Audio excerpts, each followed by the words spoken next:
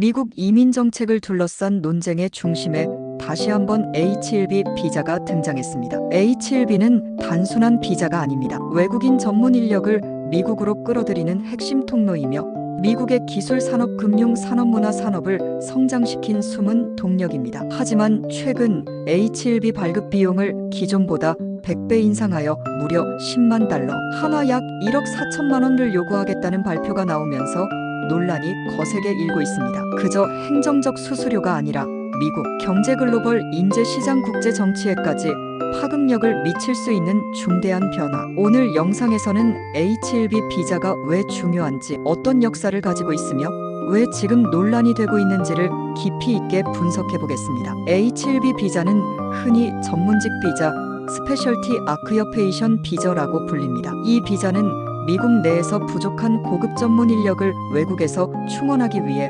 1990년 당시 조지 H.W. 부시 대통령이 이민법을 개정하며 도입했습니다. 핵심 조건은 이렇습니다. 최소 학사 학위 이상의 전문 지식 필요, IT, 금융, 과학, 공학, 문화, 의료 등 고급 기술과 전문성이 요구되는 분야, 최초 3년 체류 허용, 이후 3년 연장 가능, 영주권 신청으로 이어질 수 있는 이민 사다리 역할, 즉 단순 노동력이 아니라 두뇌 지식 창의성을 확보하기 위해 만들어진 제도였습니다. H-1B는 단순히 개인의 삶을 바꾼 것이 아니라 세계 경제의 판을 뒤흔든 수많은 기업가와 CEO를 미국 땅에 세우는 토대가 되었습니다. 일론 머스크, 이에로엔 머스크, 남아프리카 공화국 출신으로 H-1B 비자가 없었다면 테슬라, 스페이스X 같은 글로벌 혁신 기업은 존재하지 않았을 것이라고 스스로 말했습니다. 멜라니아 트럼프, MELANIA 트럼프, 1996년 관광 비자로 미국에 들어온 뒤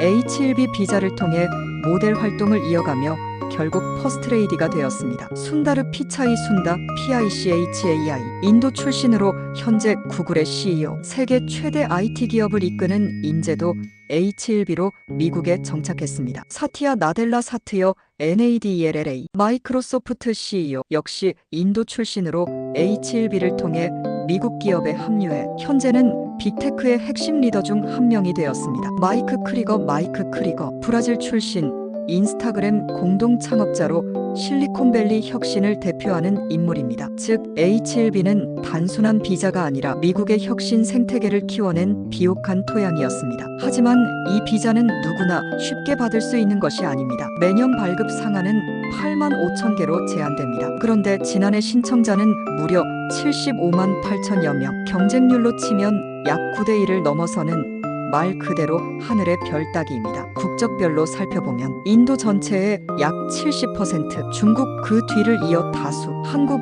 약 3,983명 전체의 1%로 다섯 번째 규모. 이처럼 H-1B는 특히 인도 출신 인재들에게 가장 중요한 통로였습니다. 미국의 빅테크 기업들이 인도 출신 개발자와 엔지니어로 가득 차 있는 이유도 여기에 있습니다. 최근 미국 정부가 내놓은 방안은 충격적이었습니다. 기존 수천 달러 수준의 신청 비용을 100배 인상하여 10만 달러를 부과하겠다는 것. 이 발표가 나오자 전 세계 기업과 인재들은 술렁였습니다. 스타트업과 중소기업은 인재 채용 자체가 불가능해짐. 오직 거대 기업만 고급 외국 인재를 독점할 가능성. 세계 인재들이 미국 대신 캐나다, 호주, 영국 등으로 이동할 우려. 즉 이 조치는 단순히 수수료 인상이 아니라 미국의 개방성과 경쟁력 자체를 뒤흔드는 결정이 될 수 있다는 것입니다. 그렇다면 왜 하필 지금 이런 방안이 나왔을까요? 첫째, 국내 정치적 압박. 미국 내 실업 문제와 외국인이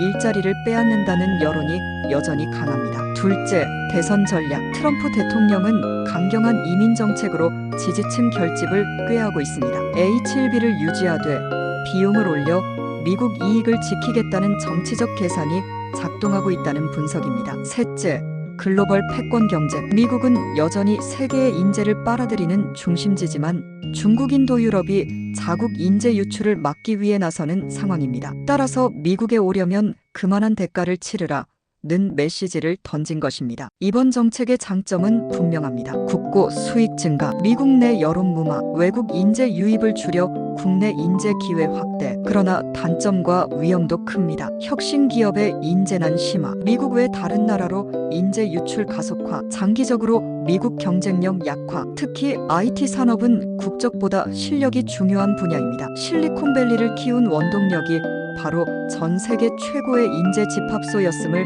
잊어서는 안 됩니다. 만약 이번 인상안이 실제로 시행된다면 어떤 일이 벌어질까요? 인도 최대 피해국, 자국 내 여론 반발, 미국 마이너스 인도 관계 경색, 중국 인재들이 미국 대신 중국 내 기업에 잔류할 가능성, 한국 매년 4,000명 규모의 기회가 줄어들며 우수 인재 유출 차단 필요성 증대, 유럽, 캐나다, 호주 상대적으로 이민 장벽이 낮아져 미국 대체지로 부상, 즉 H1B의 변화는 곧 글로벌 인재 이동 경로를 바꾸는 지정학적 사건이 될 수 있습니다. 일론 머스크는 SNS에서 이렇게 말했습니다. H1B 비자가 없었다면 지금의 테슬라와 스페이스X는 존재하지 않았을 것이다. 멜라니아 트럼프 역시 H1B가 아니었다면 미국에 정착할 수 없었을 것입니다. 구글의 피차이, 마이크로소프트의 나델라, 인스타그램의 크리거 모두 H1B가 만들어낸 성공 사례입니다. 이들의 발언은 단순한 개인적 경험이 아니라 H1B가 곧